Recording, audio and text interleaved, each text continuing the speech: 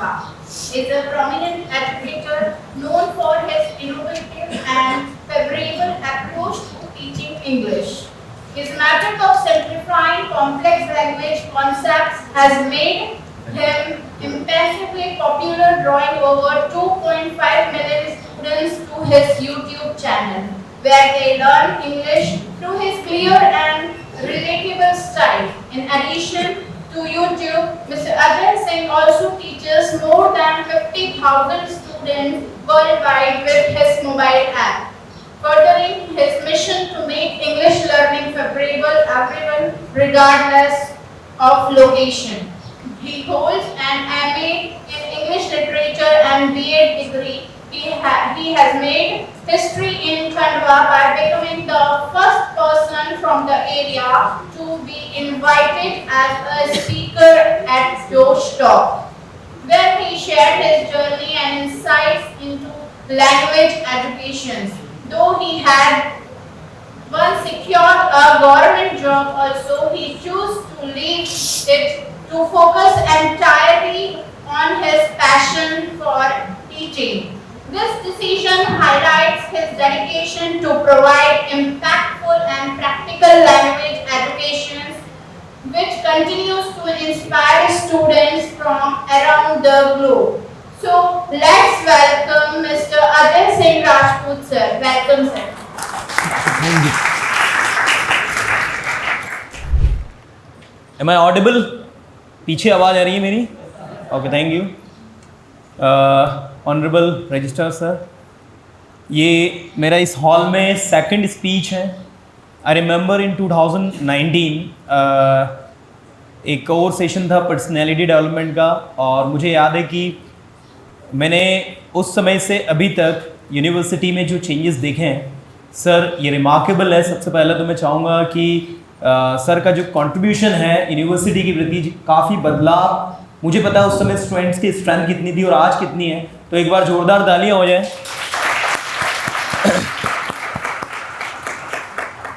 और अभी जो आकांक्षा जोशी मैम और पूजा शर्मा मैम ने जो अभी तैयार किया है, जो कंटेंट अभी मुझे दिखाया गया है, इट वाज रियली ग्रेट. और मैं एक्चुअल में कुछ बताने आया था, लेकिन मुझे लग रहा है मैं बहुत कुछ सीख के जा रहा हूँ यहाँ से. काफ़ी कुछ ऐसी चीज़ें जो शायद हम लोग हमारी टीचिंग में भी अप्लाई कर सकते हैं. सो बेसिकली हम लोग स्पोकन इंग्लिश पर्सनालिटी डेवलपमेंट की क्लासेस रन करते हैं, एंड वी वुड से कि हम लोग आज ग्लोबली वर्क कर रहे हैं. ग्लोबली इन द सेंस कि 12 से ज़्यादा कंट्रीज़ के स्टूडेंट आज हमसे ऑनलाइन पढ़ रहे हैं. तो कहीं ना कहीं एक दिमाग में आता है कि यार कुछ और नया होना चाहिए. तो आज वही चीज़ें मैं आज इस प्लेटफॉर्म के थ्रू आपके साथ शेयर करूँगा, और काफ़ी कुछ इंटरेस्टिंग हम लोग आज डिस्कस करेंगे. हम लोग कम्युनिकेशन स्किल पर ही बात करते हैं, क्योंकि इंग्लिश में तो अगर मैं शुरू करूँगा ना तो शायद 1 या 2 घंटे भी कम पड़ जाएंगे, because we have a lot content, we have a lot of things to speak in English, but now we are today talking about communication skill, क्योंकि कहीं ना कहीं इसकी बहुत ज़्यादा वैल्यू है, इम्पॉर्टेंस है.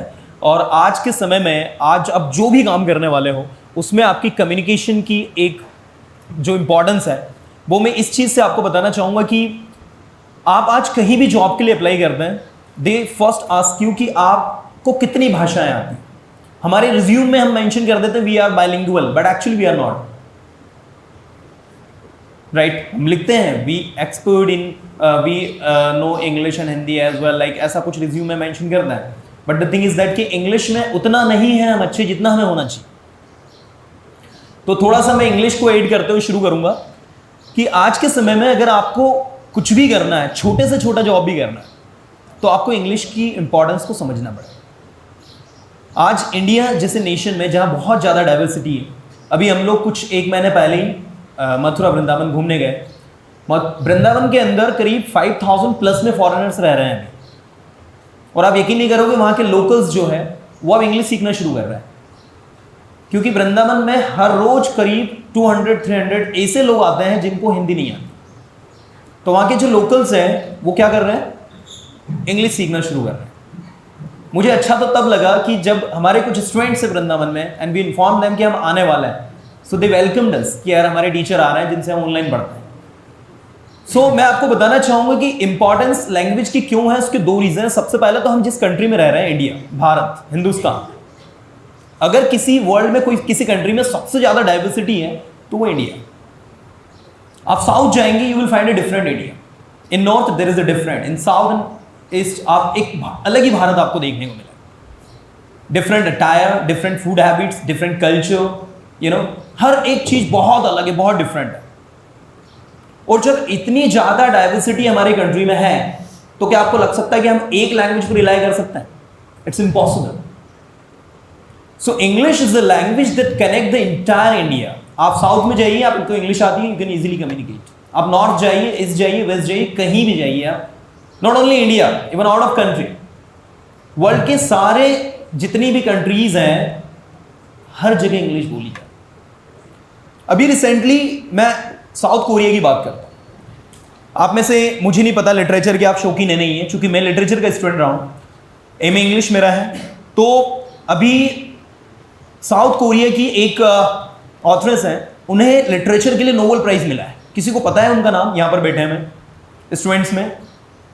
साउथ कोरिया के अंदर जहां पर सिर्फ और सिर्फ 8% लोग जो है रीडिंग के शौकीन थे, आप यकीन नहीं करोगे, उस नोबेल प्राइज के बाद में विद इन 15 डेज 35% लोग जो है रीडिंग के शौकीन हो गए. एक ऑथर ने ऐसा क्या लिख दिया कि वहां की मैक्सिमम पॉपुलेशन रीडिंग के प्रति अग्रसर होगी. आज हमारी यूनिवर्सिटी के अंदर भी बहुत अच्छी अच्छी किताबें हैं. आज हमारा युवा रीडिंग नहीं कर रहा है. सबसे बड़ी प्रॉब्लम है, रीडिंग बहुत तेजी से डिक्लाइन हो रही है, क्योंकि एआई हमारे पास ऐसे टूल्स हैं. आज गूगल पर आप सर्च, सबसे बड़ा सर्च इंजन है, सेकंड्स में आप जो भी सर्च करते हो आपके सामने आएगा. But the thing is that कि वो डेटा आपके पास नहीं है, वो डेटा आपके गूगल में है.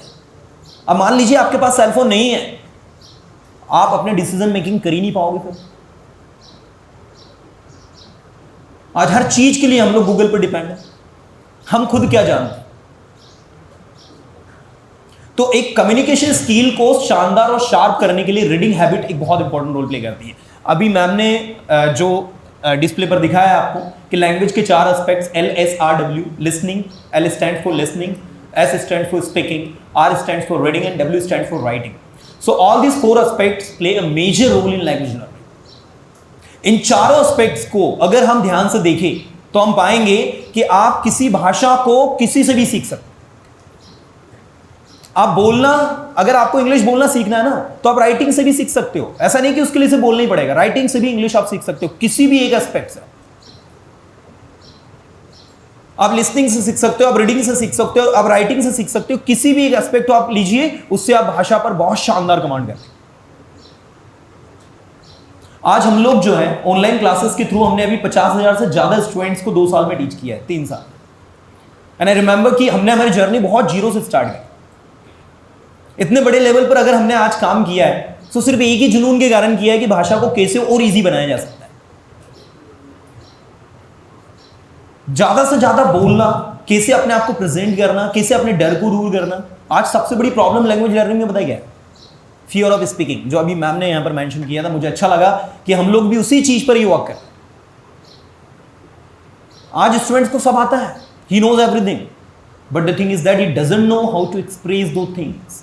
जो चीजें दिमाग में हैं उसको बाहर कैसे लाया जाए, इसमें बहुत बड़ी प्रॉब्लम है.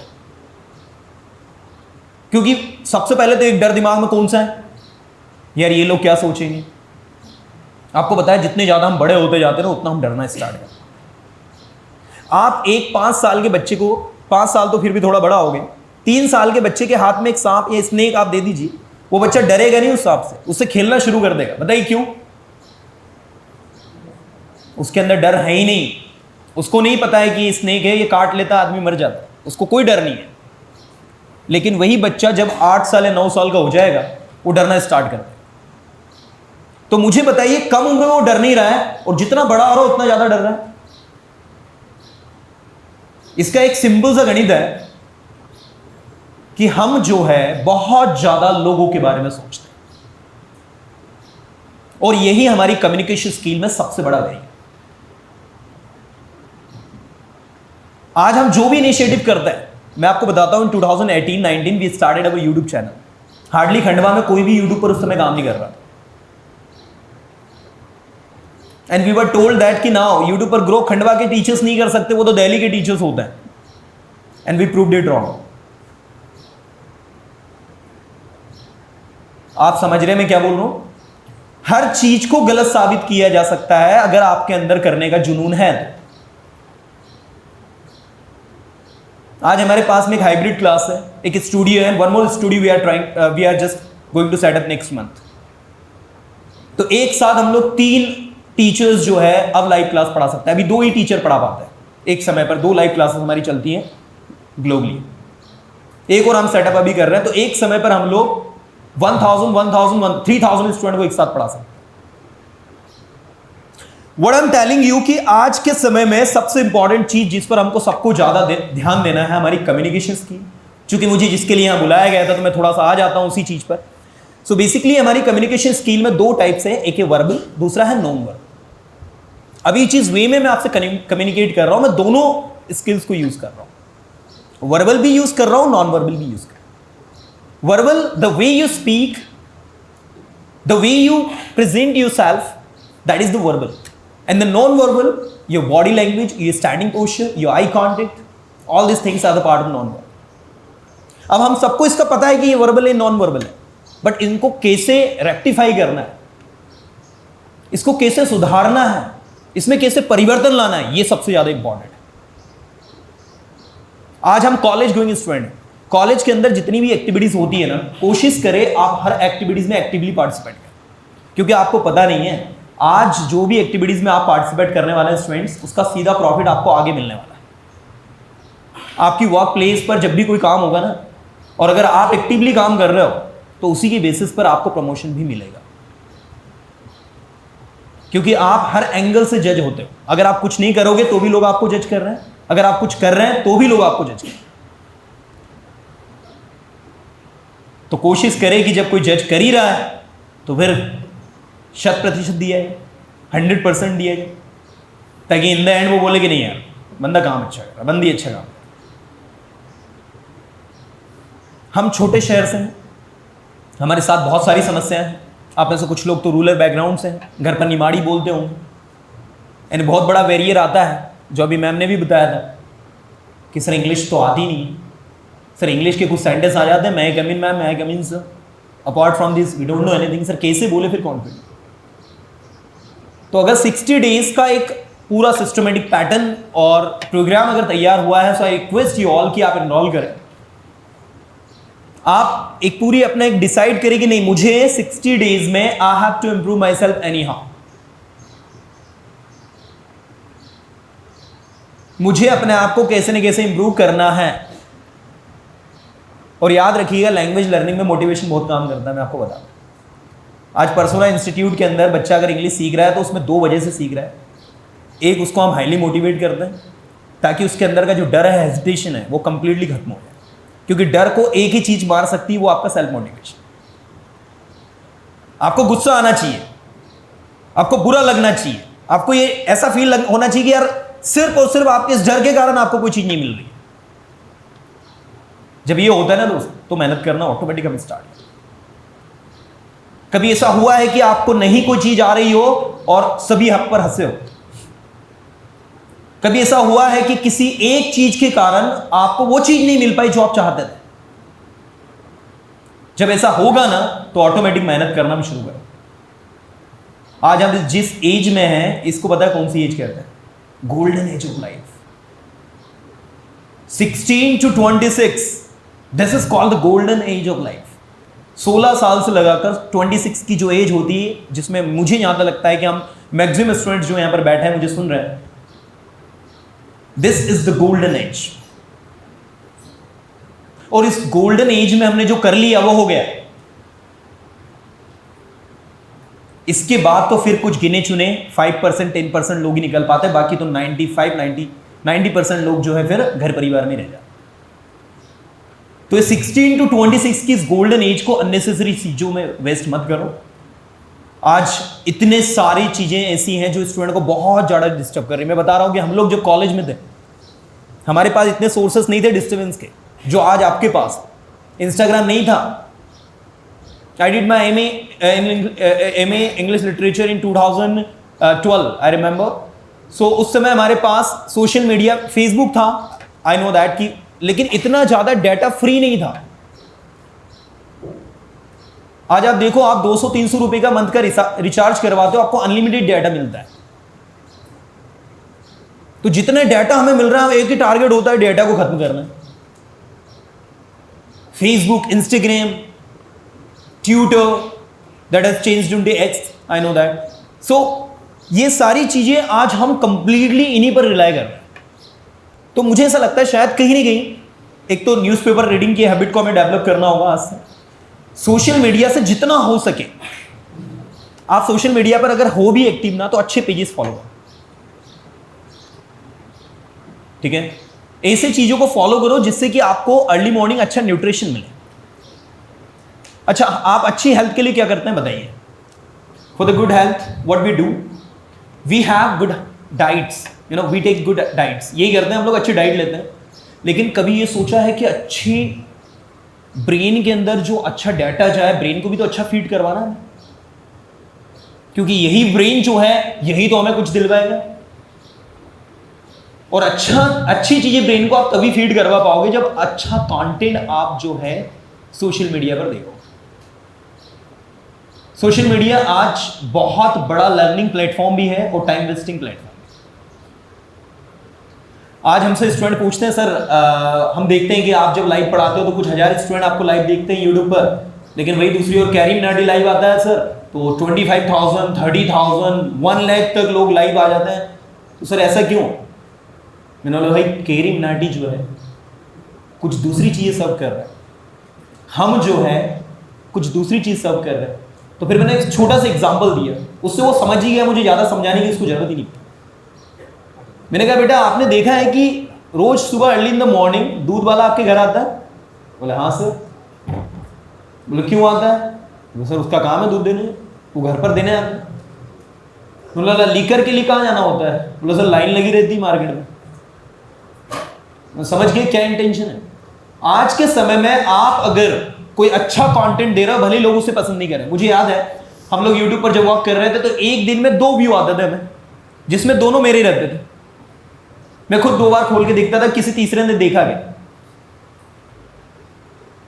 और आज जो है एक दिन में करीब 2 लाख, 3 लाख, कभी 5 लाख भी, कभी 10 लाख भी व्यूज हमारे जाते हैं। सो आप इनिशियली सिर्फ और सिर्फ एक चीज पर फोकस करें कि मुझे अपना 100% अपने काम में देना है।